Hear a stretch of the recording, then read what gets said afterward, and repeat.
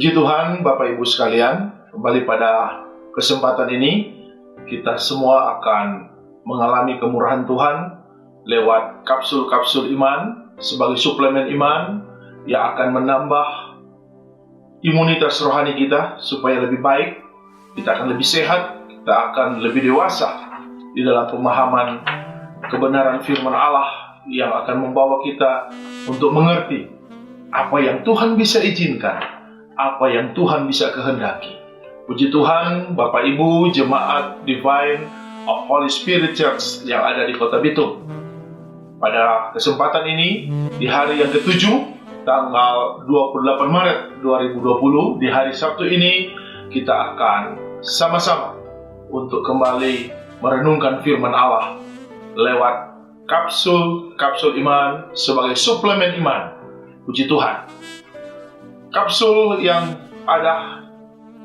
sudah saya pegang ini, Bapak Ibu sekalian, kita lihat, kita ada di hari yang ke-7. Ya, kita ada di hari yang ke-7, Bapak Ibu sekalian. Dan untuk itu, kita akan sama-sama terima kebenaran firman Allah ini. Puji Tuhan.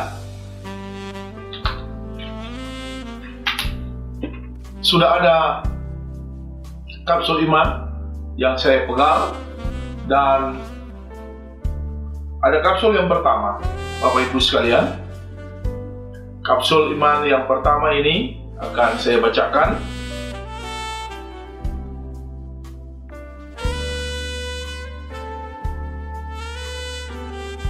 Kapsul iman yang pertama ini Mazmur 118 ayatnya yang ke-18. Lebih baik berlindung kepada Tuhan daripada percaya kepada manusia.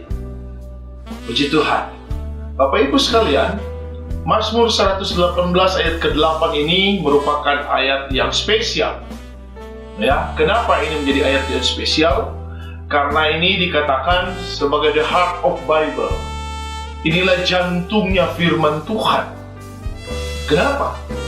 Karena dari 1189 pasal di dalam Alkitab, Mazmur 118 ini adalah pasal yang paling tengah. Jadi, Bapak Ibu ketahui bahwa ada 594 pasal sebelum Mazmur 118 dan juga ada 594 pasal sesudah Mazmur 118. Dan di dalam Alkitab yang 66 kitab ini, 39 kitab di dalam perjanjian lama dan 27 kitab di dalam perjanjian baru, Mazmur 118 ini juga menjadi unik. Kenapa? Karena dari 66 kitab ini di dalam Alkitab ada 1188 pasal kalau tidak dimasukkan Mazmur 118. Jadi inilah yang saya katakan, Mazmur 118 dan khususnya di ayat ke-8 ini benar-benar menjadi unik, Bapak Ibu sekalian. Dan apa yang ditulis dalam ayat ke-8 juga, ini merupakan satu pemahaman yang perlu sama-sama kita renungkan dengan serius, dengan baik. Karena Alkitab bilang jelas sekali, lebih baik berlindung kepada Tuhan daripada percaya kepada manusia. Puji Tuhan, Bapak Ibu sekalian. Mungkin ini perlu kita juga pahami ya dengan baik, dengan sungguh-sungguh apa maksud dari Mazmur 118 ayat ke-8 ini. Bapak Ibu sekalian, dalam terjemahan bahasa Indonesia sehari-hari, kata percaya kepada manusia itu artinya mengandalkan manusia. Ya, mengandalkan manusia. Dan kita perlu tahu bahwa bagaimanapun juga kita sebagai anak Tuhan, sebagai orang percaya yang masih ada di dunia ini, yang masih tinggal di dunia ini, kita selalu akan diperhadapkan dengan satu situasi, satu kondisi, interaksi dengan manusia. ada simbiosis mutualisme antara manusia satu dengan manusia yang lain. Tergantung itu dalam tingkatan apapun, dalam relasi apapun, apakah di dalam keluarga, di dalam pekerjaan, di dalam bisnis, di dalam ruang publik yang lain, atau di mana saja, kita pasti akan berhadapan dengan manusia-manusia yang lain. Bahkan di dalam jemaat, kita pasti akan berhadapan dengan manusia-manusia yang lain. Dan kalau kita menyimak apa yang tertulis dalam Mazmur 118 ayat yang ke-8, ya tentu kita perlu pahami apa maksudnya, ya, apa tujuannya. Dalam New King James Version dikatakan bahwa it's better to trust in the Lord than to put confidence in man. Artinya bahwa betul-betul kita ini harus paham, harus mengerti mana yang lebih baik. Kita mau percaya manusia atau kita percaya Tuhan. Saya tidak mau singgung dengan banyak hal yang terjadi yang begitu complicated dengan segala sesuatu yang diizinkan Tuhan. Tapi setidak-tidaknya kita juga perlu renungkan kebenaran ini. Bapak Ibu sekalian, saya ingin mari kita belajar. Kenapa ada perbandingan bahwa it's better to trust in the Lord? Bahwa lebih baik kita memang harus percaya kepada Tuhan daripada kita merasa confidence dengan manusia itu sendiri. Di dalam terjemahan bahasa Ibrani, kata percaya kepada manusia atau kata mengandalkan manusia dalam terjemahan bahasa Indonesia sehari-hari itu memakai terjemahan bautak. Yang dimaksud dengan bautak adalah merasa aman kalau kita mengandalkan manusia.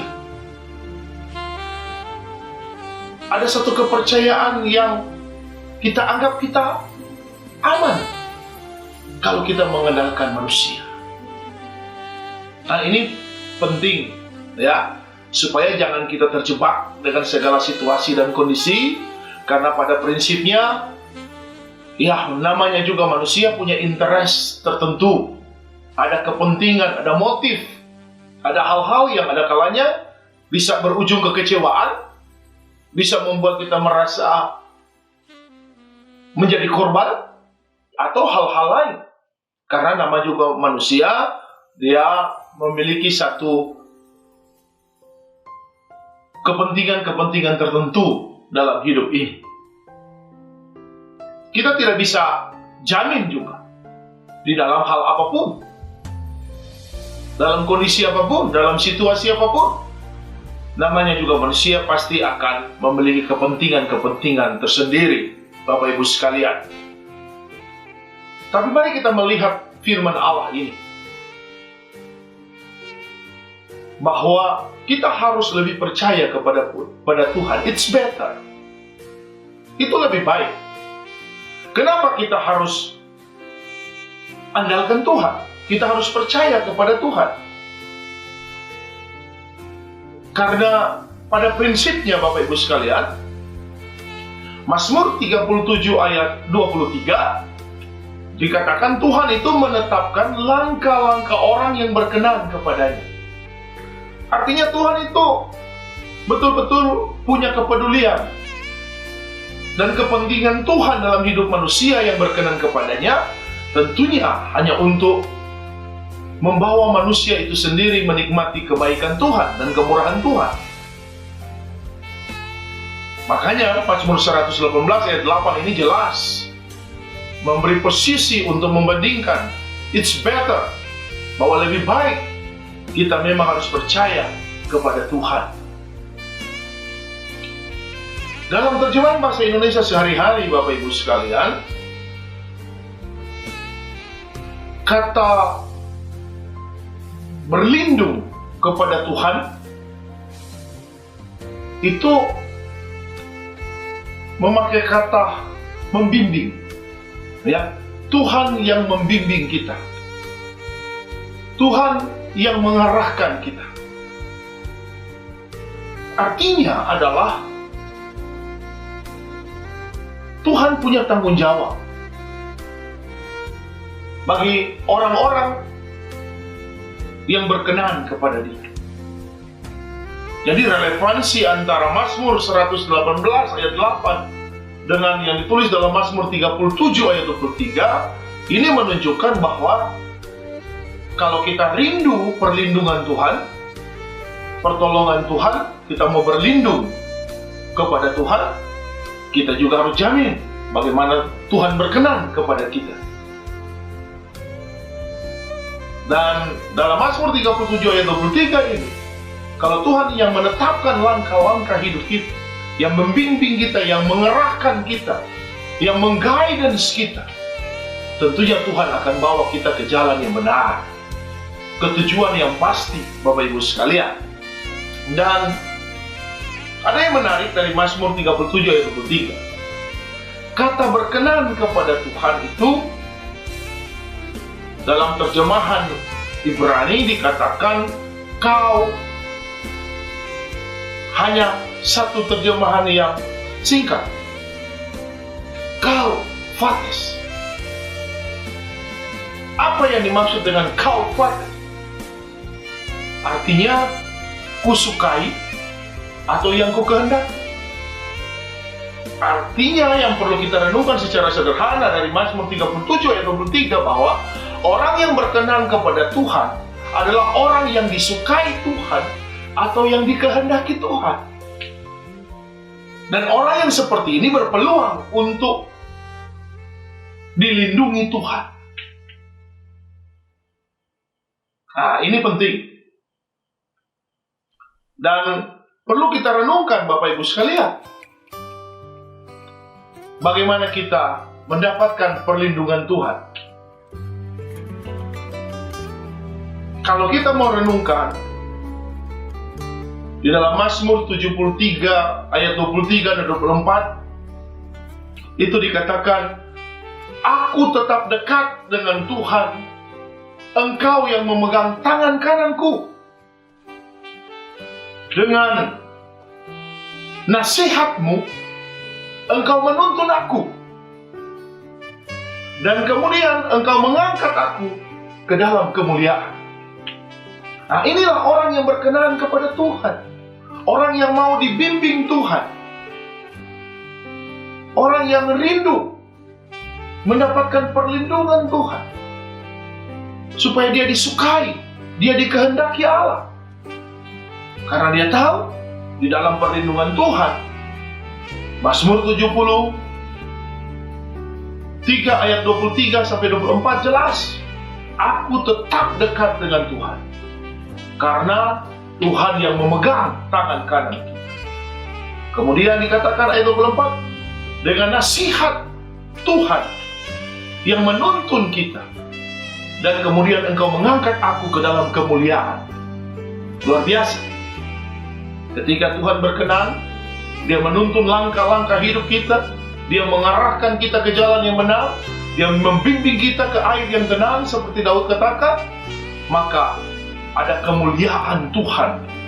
Terjemahan lain katakan ada kehormatan yang Tuhan akan nyatakan, yang sudah Tuhan siapkan untuk kita yang berlindung kepada Tuhan. Kapsul yang pertama ini, Mazmur 118 ayat 8 katakan, jelas untuk kita semua, it's better to trust in the Lord. Lebih baik memang kita hidup dengan mengandalkan Tuhan. Puji Tuhan Bapak Ibu sekalian. Saya punya kapsul yang kedua. Dan kapsul ini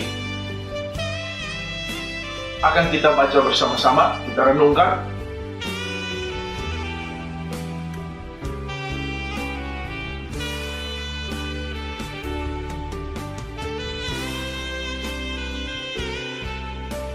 Yakobus pasalnya yang pertama, ayatnya yang kedua, Bapak Ibu sekalian.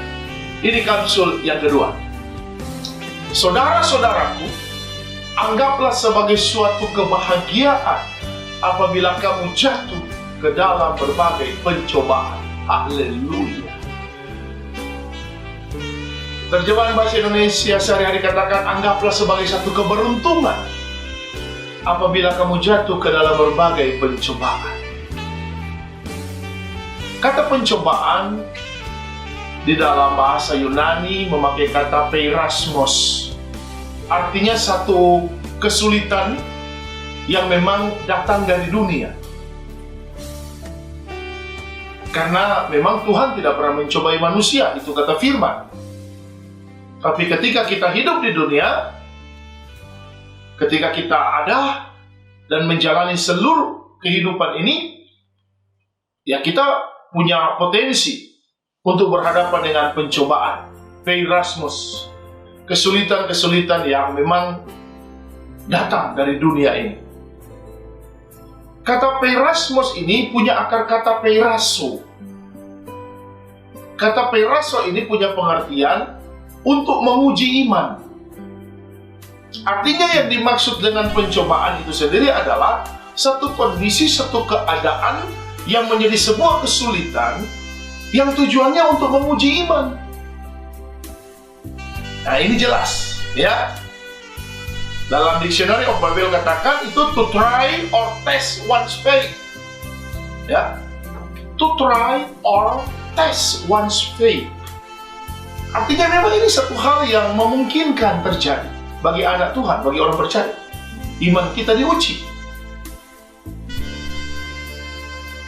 Dan tentunya ada tujuan ketika iman kita diuji. Karena orang yang menjadi anak Tuhan, siapapun dia, dengan kapasitas apapun yang Tuhan percayakan sebagai hamba Tuhan, bahkan sekalipun, atau sebagai jemaat, sebagai awam, ya kita tetap akan masuk ke level ini. Ada fase di mana Tuhan beri kesempatan.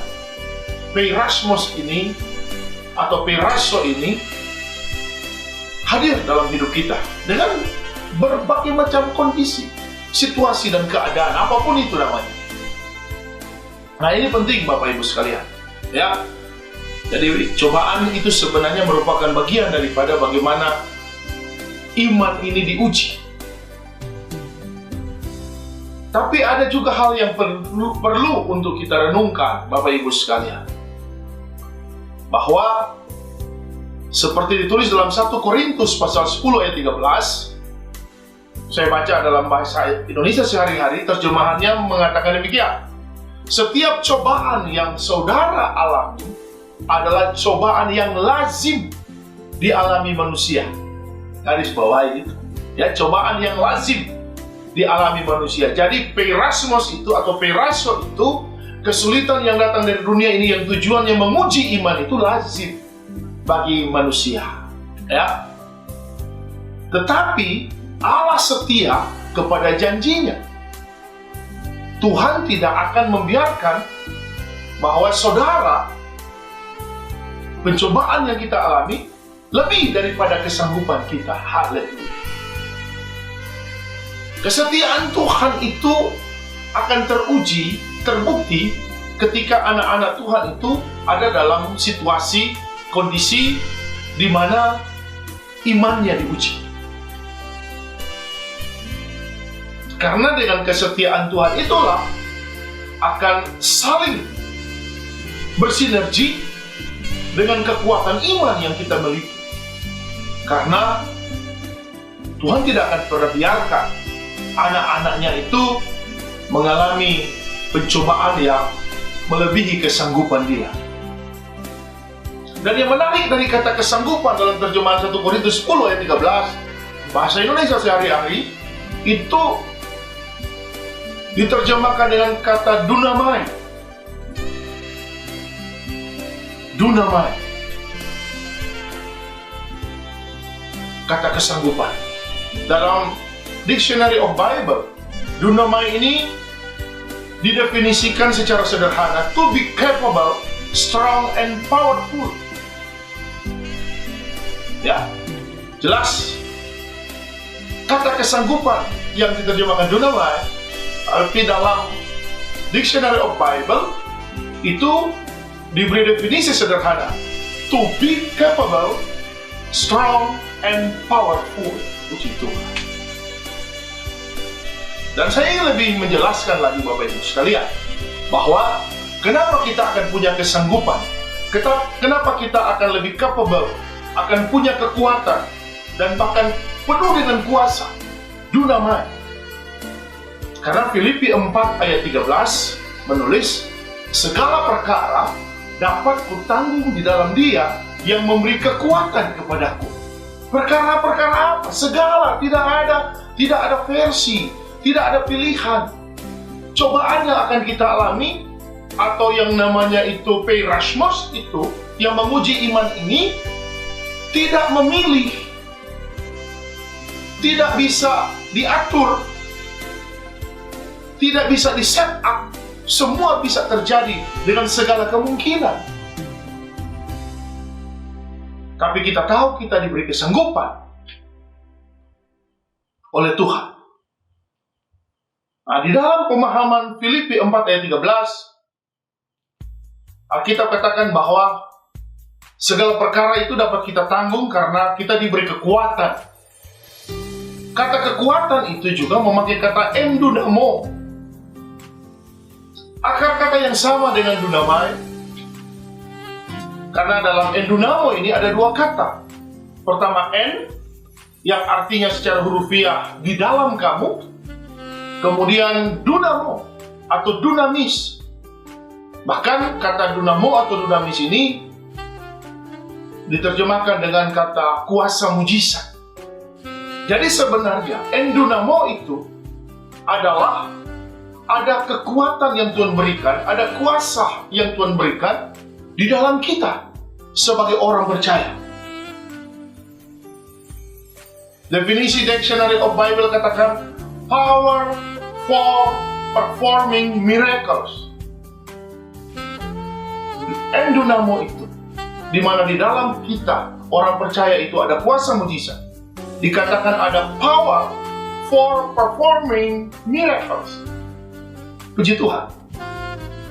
Nah, Bapak Ibu sekalian, di kapsul yang kedua ini jelas kita harus memahami dengan serius, ya, dengan kesungguhan dan ketulusan kita sebagai orang percaya bahwa apapun yang Tuhan izinkan, bahkan Yakobus 1 ayat 2 katakan seperti sebuah kebahagiaan, keberuntungan kalau kita mendapatkan pencobaan. Karena justru disitulah saatnya iman kita diuji, dan justru disitulah kita akan bersinergi dengan kehendak Tuhan, dan nantinya Tuhan akan nyatakan bagaimana kita hidup sebagai orang-orang yang punya kekuatan, kemampuan, kesanggupan, bahkan endunamo.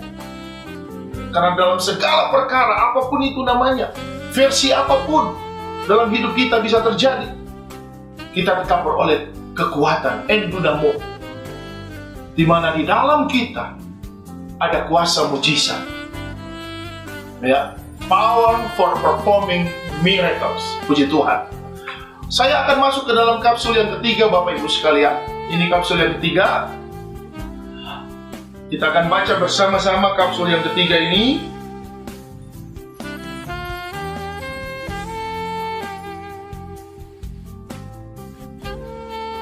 Kapsul yang ketiga ini, Yesaya 12 ayatnya yang kedua. Aku percaya dengan tidak gemetar, sebab Tuhan Allah itu kekuatanku. Haleluya. Aku percaya dengan tidak gemetar, sebab Tuhan Allah itu kekuatanku. Puji Tuhan. Kata gemetar ini sebenarnya ada terjemahan yang lebih umum, tergoncang. Dalam Dictionary of Bible dikatakan make to shake, seperti ada terkejut, dikejutkan, ya.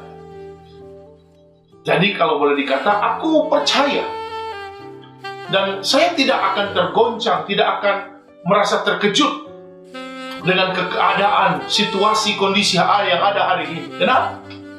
Sebab Tuhan itu adalah kekuatan. Terjemahan bahasa Indonesia sehari-hari dari Yesaya 12 ayat 2 katakan, aku percaya kepada Tuhan, aku tidak takut, sebab Tuhan menguatkan aku. Bapak Ibu sekalian, kata percaya ini dalam bahasa Ibrani memakai kata bautak, yang artinya mengandalkan atau merasa aman. Jadi orang yang percaya kepada Tuhan itu orang yang selalu mengandalkan Tuhan dan dia merasa aman dengan Tuhan. Dalam Dictionary of Bible katakan, to have confidence and make secure. Orang merasa bahwa dengan Tuhan dia aman. Itulah orang yang percaya kepada Tuhan. Dan ini penting. Maka, kenapa Tuhan memberi kita kekuatan? Seperti yang ditulis dalam Yesaya 12 ayat 2. Sebab Tuhan Allah itu kekuatan. Dalam bahasa Ibrani memakai terjemahan auzas. Artinya, kita mempunyai kekuatan atau Tuhan akan tunjukkan kekuatan itu pada kita. Dalam terjemahan American Standard Version memakai kata to be strong. Apa kekuatan Tuhan dalam hidup kita? Mazmur 89 ayat 9 dan ayat 12 jelas menulis, ya Tuhan Allah semesta alam, siapakah seperti Engkau? Ayat 12 katakan, Engkau kuat ya Tuhan, punyamu langit, punyamulah bumi, dunia serta isinya. Haleluya. Kekuatan Tuhan yang Tuhan berikan kepada kita sebagai orang yang percaya, orang yang mengandalkan Dia, dan kita merasa aman. Alkitab katakan to have confidence and make secure. Itu menunjukkan bagaimana campur tangan Allah, sehingga kita tidak perlu merasa tergoncang, terkejut, kaget dengan kondisi yang terjadi hari-hari ini atau apapun yang kondisi. Karena kita tahu bahwa Dia Allah yang memberi kita kekuatan. Sebab apa Tuhan punya kekuatan? Alasannya apa Tuhan punya kekuatan? Jelas, Mazmur 89 ayat 9 dan ayat 12 katakan bahwa Tuhanlah semesta alam. Tidak ada yang seperti Engkau, yang seperti Tuhan. Karena Tuhan itu yang punya langit dan bumi, dunia dan segala isinya. Jadi Tuhan tahu segala hal yang terjadi dalam hidup kita, segala perkara yang terjadi dalam hidup kita. Tuhan mengerti. Dan Dia Bapa yang baik, Dia pasti menolong kita semua. Puji Tuhan Bapak Ibu sekalian. Dari kapsul iman yang bisa saya sampaikan untuk kita semua pada hari ke-7, Sabtu 28 Maret 2020, biarlah ini boleh beroleh kekuatan, boleh menambah imunitas rohani kita. Semakin kita kuat, semakin kita sehat, dan semakin kita melihat bagaimana campur tangan Tuhan yang akan Tuhan nyatakan. Pasti Tuhan melakukan yang terbaik untuk kita semua. Haleluya. Puji Tuhan. Saya akan berdoa untuk Bapak Ibu sekalian.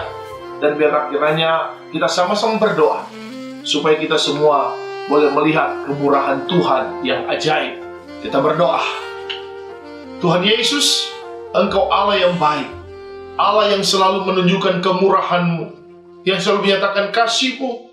Bahkan Engkau begitu peduli dengan kehidupan kami, Tuhan. Engkau sudah berfirman bagi kami semua pada kesempatan ini. Untuk itu Bapa, hamba berdoa bagi setiap jemaat Tuhan Divine of Holy Spirit Church yang ada di Kota Bitung dan sekitarnya, bahkan dimanapun berada Tuhan Yesus. Engkau tolong semua jemaat-Mu diberkati Tuhan, diberkati dengan kesehatan, diberkati dengan kekuatan, hikmat, akal budi, damai sejahtera, dan sukacita dari Tuhan. Tuhan yang akan menolong apapun yang di profesi mereka, pekerjaan, bisnis, usaha, masa depan mereka semua diberkati Tuhan, sukses, berhasil, luar biasa. Dan kami percaya juga Tuhan akan menolong setiap keluarga dan rumah tangga jemaat-Mu. Tuhan berkati dengan keharmonisan, dengan kerukunan, dengan kehidupan yang penuh sukacita, dan berkat-berkat Allah mengalir berlimpah-limpah, dan mereka hidup dengan setia untuk memuliakan Tuhan. Terima kasih Bapa. Sekali lagi kami serahkan semua kehidupan jemaat-Mu Divine of Holy Spirit Church di Kota Bitung dan dimanapun mereka berada. Terima kasih Bapa. Hamba juga berdoa Tuhan Engkau tolong dengan semua hal yang Tuhan bisa izinkan. Hamba berdoa biarlah segala sesuatu Tuhan pulihkan. Tuhan Engkau Allah, Engkau yang menjadi pemilik dari bumi ini, Engkau yang empunya dunia dengan segala isinya, bahkan dengan segala keberadaannya, dengan segala situasi dan kondisinya. Hamba berdoa Tuhan, kami semua bersepakat berdoa, diberkatilah Tuhan semua pemerintahan kami, diberkatilah Tuhan semua yang ambil bagian untuk bertanggung jawab dengan kondisi yang ada hari-hari ini yang boleh terjadi di seantero dunia, bahkan lebih khusus di Indonesia ini. Untuk itu Tuhan kami serahkan semua dalam tangan-Mu. Engkau yang memakai pemerintah kami, Engkau yang memakai setiap lembaga-lembaga yang terkait, yang berkompeten untuk mengatasi segala hal yang terjadi hari-hari ini. Kami serahkan ke dalam tangan Tuhan. Biarlah Tuhan yang akan menolong segala sesuatu, Tuhan yang akan menyempurnakan. Bahkan kami berdoa khusus Tuhan bagi Provinsi Sulawesi Utara, bahkan di Kota Bitung, kami serahkan dalam tangan Tuhan. Tuhan, Engkau yang akan memproteksi, Engkau yang akan berkemurahan, Engkau yang akan memakai pemerintahan kami Tuhan, supaya segala sesuatu boleh terkendalikan dengan baik, boleh melakukan pekerjaan-pekerjaan yang benar-benar melayani masyarakat yang membutuhkan penanganan yang khusus, yang emergensi. Untuk itu Tuhan tolong. Terima kasih Bapa, kami sangat percaya dengan kemurahan dan kasih-Mu yang akan Engkau sertai, yang akan Engkau buktikan di dalam kehidupan kami, baik yang ada di Sulawesi Utara dan di Kota Bitung. Terima kasih Bapa, terima kasih Tuhan. Bahkan kami berdoa, Tuhan tolong, biarlah senantiasa Engkau akan melakukan perkara-perkara besar, perkara-perkara ajaib dan dahsyat bagi semua hamba-hamba-Mu, gereja-Mu, bagi semua umat-Mu dimanapun berada Tuhan di muka bumi ini, bahkan terlebih khusus di Indonesia, bahkan lebih khusus lagi Tuhan yang ada di Sulawesi Utara dan di Kota Bitung. Kami serahkan dalam tangan-Mu. Biarlah semua elemen gereja, biarlah semua hal yang berhubungan dengan pelayanan pekerjaan Tuhan diberkati Tuhan, dipulihkan Tuhan, bahkan segala sesuatu bertujuan untuk memuliakan akan nama Tuhan.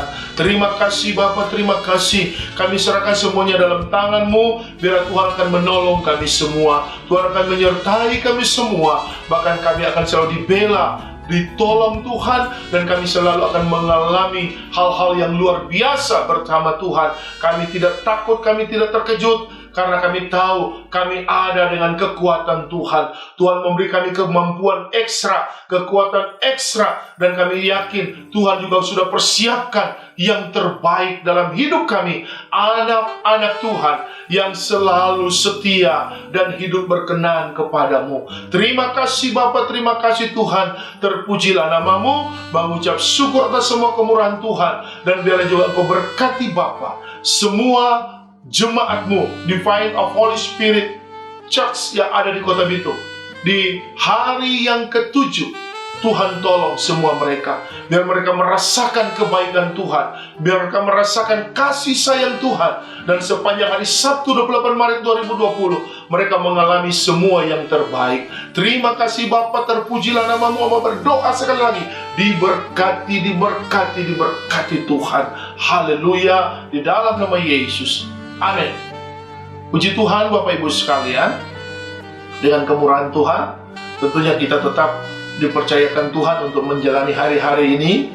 Dan saya percaya semua yang Tuhan sudah siapkan untuk kita itu yang terbaik, dan yang juga Tuhan sudah kehendaki untuk kita hadapi, itu juga perlu kita hadapi dengan kekuatan iman, dengan kemampuan-kemampuan kehidupan kita sebagai anak Tuhan, yang tentunya sudah di backup dengan kebenaran firman Allah. Dan biarlah apa yang menjadi kapsul iman sebagai suplemen iman yang akan menambah imunitas rohani kita supaya lebih baik, lebih sehat.